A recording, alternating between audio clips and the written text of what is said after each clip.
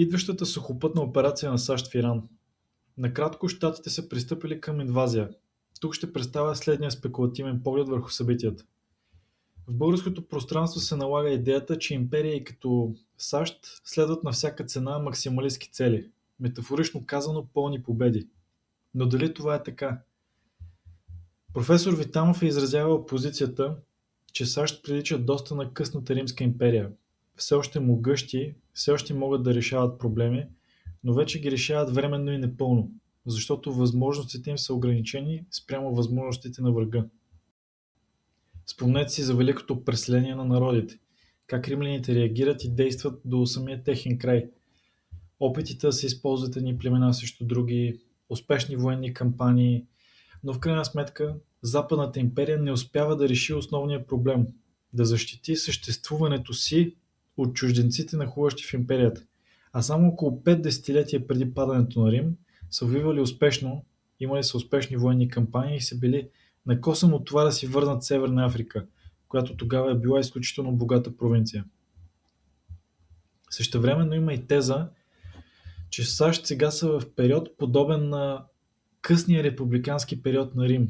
Но забележете, че точно и тогава е имало ситуации, в които Рим не са могли да решат един конфликт веднага.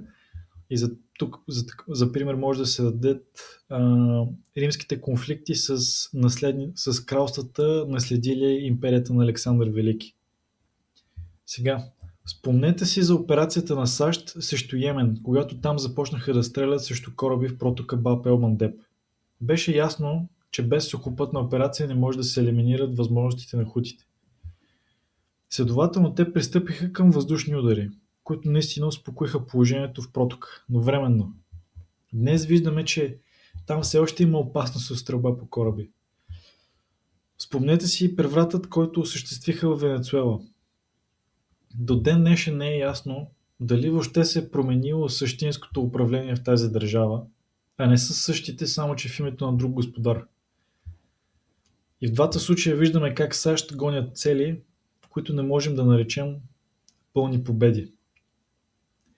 И тук е важно да направя една вметка. Тук не правя някакви специфични твърдения относно цикълът на живот на една империя и т.н. За момента бих искал да гледам ситуацията по възможно най-прозаичния начин. А то е, че възможностите на САЩ са ограничени спрямо възможностите на врага, в случая Иран, в комбинация с Китай, Русия, а дори държави като Британия.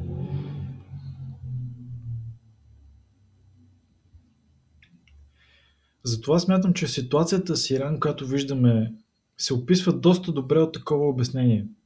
Не се представя, а и самите САЩ твърдят такива димки в пространството, как целта им е пълна победа в Иран, ликвидиране на властта. Но нека си зададем въпросите какво точно се разбира под това и най-важното, какво реално може да се постигне. И тук пристъпвам към втората част.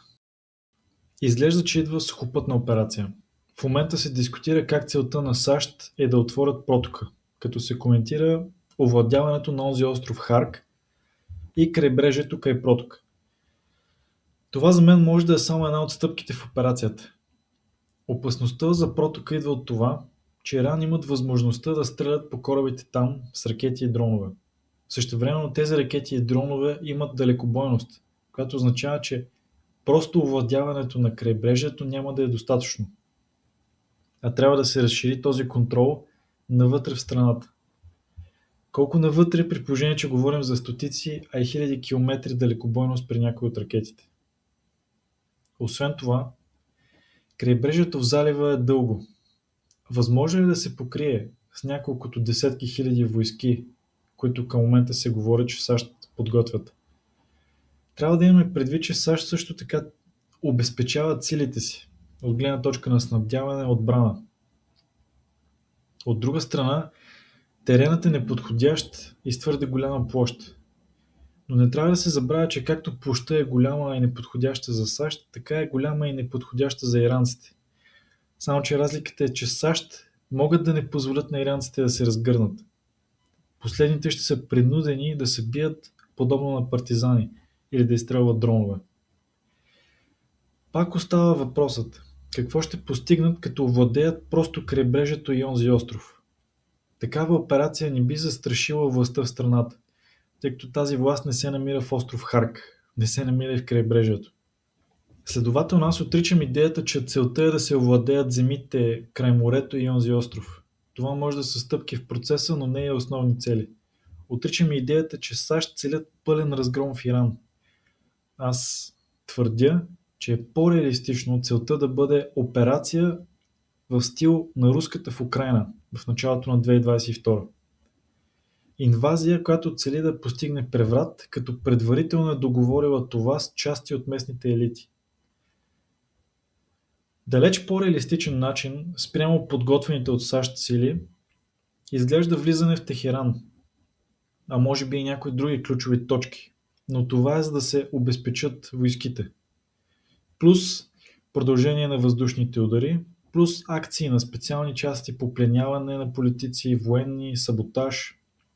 В столицата целта може да бъде овладяване на висшата държавна администрация и в последствие преговори с части от местния елит, който не би искал да продължава съпротивата срещу САЩ. Вижда се в последните години, че Иран не е монолитна държава. Там има елити с различни интереси.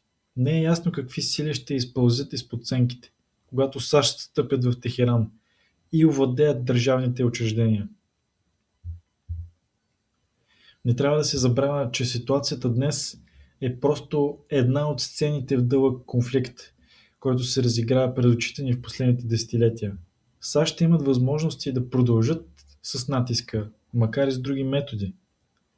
Не трябва да се пренебрегва, разбира се, и възможността хората в Иран да решат да воюват ожесточено с САЩ. Но това според мен не може да се предвиди и това не е целта на това видео. Нито може да се предвиди колко загуби са приемливи за САЩ. В този смисъл тук тепърва ще трябва да се види какво ще се случи. Сега бих искал да се върна към идеята за максималистките цели. Ако наистина се пристъпи към такава специална военна операция срещу Иран, то за мен това ще бъде признак, че САЩ целят временно и непълно решение на проблема, т.е. те осъзнават ограниченията си. Защо им е на САЩ да хабят сили да унищожават Иран, вместо просто да ги изкарат от сцената за 10-15 години? И тук се изразявам метафорично. За тези 10-15 години ще се проведе подготовката за следващите ескалации. Европейска война срещу Русия, война срещу Китай. С временното решение на иранския въпрос, щатите ще получат прозорец за действие в Кавказ, Централна Азия, Афганистан, Пакистан. Оттам може да се влияе на Индия, Русия, Китай, целия Близък изток. В последния отказ бих искал да добавя това, че всеки е свободен да подкрепя в личните си убеждения една или друга империя, но трябва да си има предвид, че колкото и да не харесваме САЩ, не трябва да ги подценяваме и да си създаваме фалшиви разбирания за света. Точно в България, които с фалшивите си разбирания за света, оставихме държавата да се срине. Трябва да сме внимателни. Даже бих казал, не толкова да гледаме САЩ, а да вземем пример от иранците и тяхната смелост. Те са единствената държава до момента, която си е позволила да разстреля по Израел и САЩ. Дори руснаците такова нещо не са го правили. Благодаря за вниманието.